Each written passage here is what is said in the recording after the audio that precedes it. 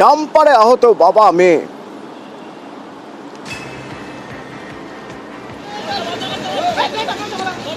এই ডাম্পার পাচারে, আর সেই ডাম্পারেই আহত বাবা মেয়েকে একেবারে টেনে নিয়ে গেল।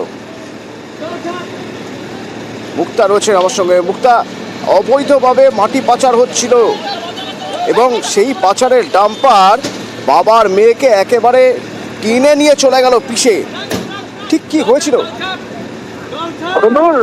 রায়গঞ্জ শিল্পীনগর এবং আমরা দেখেছি যে দিন এবং রাতে অবৈধভাবে ডাম্পার দিয়ে মাটি পাচার করা হয় এবং পুলিশের নাকের ডোকা দিয়ে। কিন্তু আজকে যখন খালি ডাম্পার যাচ্ছিল এবং বাবা এবং মেয়ে বাইকে চেপে যখন যাচ্ছিল, পিছন থেকে তখন সেই ডাম্পারটি ধাক্কা মারা সেখানে পড়ে যায় এবং প্রায় টাকার নিচে প্রায় অনেকটাই কিন্তু টেনে নিয়ে যায় বাবাকে। মেয়ে সুস্থ রয়েছে। এই তখন পাবলিক ধাওয়া দিয়ে তখন ওই ডাম্পার থেকে থামানোর পর যে ড্রাইভার তাকে মারধর করা হয় বলে অভিযোগ।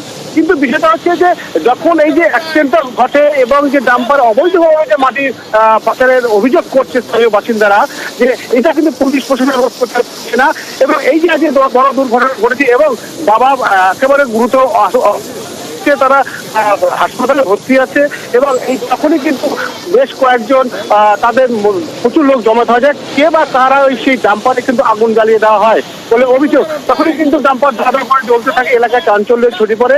দমকলের একটি ইঞ্জিন এনে সেই ডাম্পারে আগুন নিয়ন্ত্রণে আনে এবং রায়গঞ্জ থানায় বিশাল পুলিশ বাহিনী আনে, যেখানে যখন উত্তেজনা ভাব তৈরি হয়